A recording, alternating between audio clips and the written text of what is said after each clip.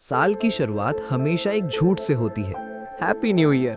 31 दिसंबर की रात को हम सब ने आसमान में आतिशबाजियां देखी। उम्मीद की कि आने वाला वक्त मरहम लगाएगा, लेकिन हमें क्या पता था कि ये साल मरहम नहीं बल्कि पुराने जख्मों को कुरेदने और नए घाव देने आ रहा है। ये कहानी जनवरी से दिसंबर तक के उस सफर की है जहां इंसानियत हारती रही और तमाशा जीतता रहा। जनवरी की ठंड हड्डियों को गला रही थी, लेकिन उससे ज्यादा ठंडे दुनिया के हुक्मरानों के दिल थे।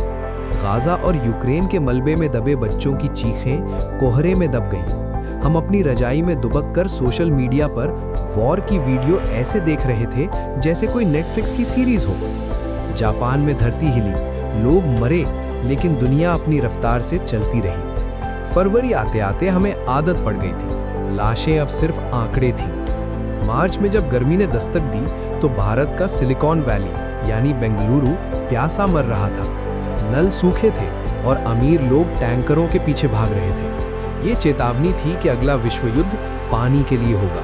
अप्रैल आते आते सूरज आग उगलने लगा। चुनाव का शोर था, नेताओं के वादे थे, लेकिन गरीब की थाली खाली थी। लू के थपेड़ों ने कई बेघर जिंदगियों को फुटपाथ पर ही सुना दिया, हमेशा के लिए। मई की गर्मी ने सारे रिकॉर्ड तोड़ दिए। तापमान 50 डिग्री के पार जा पहुंचा। पक्षी आसमान से गिर रहे थे और इसी बीच रफा में टेंट में रह रहे शरणार्थियों पर बम गिरे। वो तस्वीरें जिनमें जले हुए जिस्म थे, उन्होंने दुनिया को कुछ पल के लिए शांत किया, लेकिन फिर हम सब क्रिकेट वर्ल्ड कप के शोर में मस्त हो गए। जून में कुवैत की एक बिल्डिंग में आग लगी और 40 से ज्यादा भारतीय मजदूर जो पेट पालने गए थे, राख बनकर लौटे। उनके परिवारों का क्रंदन किसी न्यूज चैनल की हेडलाइन में ज्यादा देर नहीं टिका। जुलाई में आसमान से राहत की बारिश नहीं बल्कि मौत बरसी। वायनाड केरल में कुदरत ने अपना रौद्र रूप दिखाया। रात के अंधेरे में पहाड़ खिसक गए और सैकड़ों लोग मिट्टी में दफन हो गए। वो लोग जो रात को अपने बिस्तरों पर सोए थे, सुबह तक मलबा बन चुके थे। कीचड़ में सने बच्चों के खिलौने और अपनों को ढूंढती पथराई आंखें।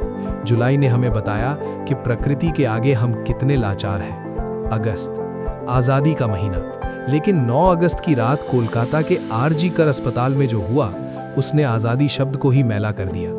एक डॉक्टर बेटी जो दूसरों की जान बचाती थी, उसके साथ हुई दरिंदगी ने इंसानियत का गला घोंट दिया। पूरा देश सड़कों पर उतरा, वी वॉन्ट जस्टिस के नारे लगे, मोमबत्तियां जली, लेकिन क्या उस बेटी का दर्द कम हुआ? ये वो महीना था जब हर लड़की को महसूस हुआ कि वो अपने ही देश में सुरक्षित नहीं है। सितंबर और अक्टूबर में दुनिया ने देखा कि युद्ध कैसे कैंसर की तरह फैलता है। इजराइल, लेबनान, ईरान, आसमान मिसाइलों से पट गया।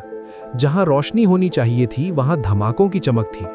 भारत में नवरात्रि और दिवाली आई, हमने दिए जलाए, लेकिन महंगाई और बेरोजगारी के अंधेरे ने मध्यम वर्ग की कमर तोड़ दी थी। त्योहार अब सिर्फ औपचारिकता बनकर रह गए थे। दिलों में खुशी नहीं, बस भविष्य का डर था। नवंबर आते आते हमारी सांसों पर पहरा लग गया। दिल्ली और उत्तर भारत गैस चेंबर बन गए। AQI 500 के पार था। स्कूल बंद हुए, बच्चे घरों में कैद हुए। हम विकास की बातें करते रहे, जबकि हकीकत ये थी कि हम अपनी अगली पीढ़ी को साफ हवा तक नहीं दे पा रहे थे। अस्पतालों में सांस उखड़ते मरीजों की लाइनें थीं। और अब दिसंबर, साल खत्म हो रहा है। हम पीछे मुड़कर देखते हैं तो क्या दिखता है? टूटे हुए घर, उजड़े हुए शहर, बाढ़ में बहे गांव और वो न्याय जो कभी मिला ही नहीं। हम सब बच गए, शायद यही हमारी सजा है, ये सब देखने के लिए जिंदा रहना। हमने इस साल से कुछ नहीं सीखा। हम फिर से नए साल का जश्न मनाएंगे, फिर से हैप्पी न्यू ईयर कहेंगे और फिर से अपनी इंसानियत को ताक पर रखकर अपनी अपनी जिंदगी में मसरूफ हो जाएंगे। साल बदला है, हालात नहीं, और सबसे डरावना सच यही है,